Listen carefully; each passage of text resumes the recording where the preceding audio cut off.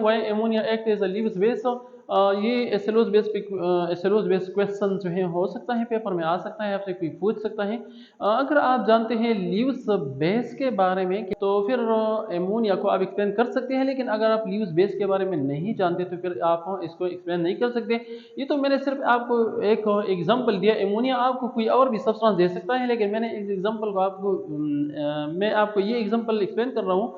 आप और बाकी एग्जांपल जो है इस सेंस में देखें कि वो जो है लीव्स एसिड है या बेस है।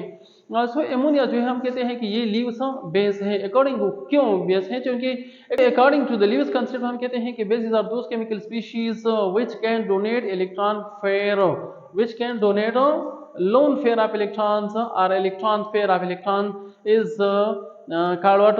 A pair of electron is called what? Is called Lewis base. और ammonia has a lone pair of electron. यहाँ पे आप ग्राफ देखें तो एमोनिया के साथ एक लोन पेयर ऑफ इलेक्ट्रॉन्स हैं, और इस इलेक्ट्रॉन्स को अगर आप देखें तो ये electrons it has the ability to donate. यहाँ मतलब नाइट्रोजन में ये सखावत भी है कि ये इस इलेक्ट्रॉन्स को कोऑर्डिनेट करे किस के साथ हो? जिसका ज़रूरत हो, जो कि बहुत मिस्कीन हो, ख्वार मोहताज हो।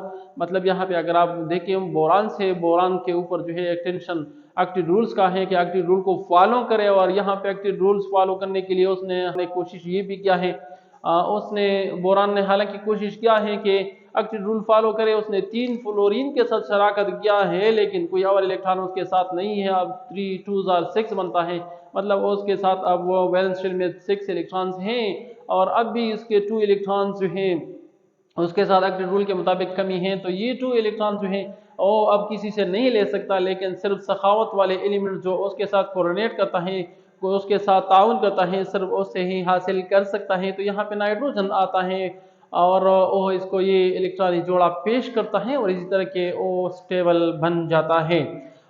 यहाँ पे हम कहते हैं कि नाइट्रोजन ये जोड़ा कहाँ से पेश करता है, तो यहाँ मैं आपको शॉर्टली वजाहत करता हूँ। नाइट्रोजन का एटॉमिक नंबर जो है ऑलरेडी 7 है, मतलब इसका 7, इसके साथ 7 इलेक्ट्रॉन्स हैं, 7 प्रोटॉन्स हैं। सो पहले शेल में जब 2 इलेक्ट्रॉन्स आ गए, दूसरे में 5 इलेक्ट्रॉन्स बाकी रह जाते हैं, और ये 5 इलेक्ट्रॉन हो गए। यहाँ पे 3 इलेक्ट्रॉन जो है एमोनिया अगर आप देखें तो 3 इलेक्ट्रॉन्स को उसने 3 हाइड्रोजन के साथ शराकत किया है, मतलब 3 शेयर्ड पेयर ऑफ इलेक्ट्रॉन्स हो गए, और एक यहाँ पे और पेयर ऑफ इलेक्ट्रॉन्स है।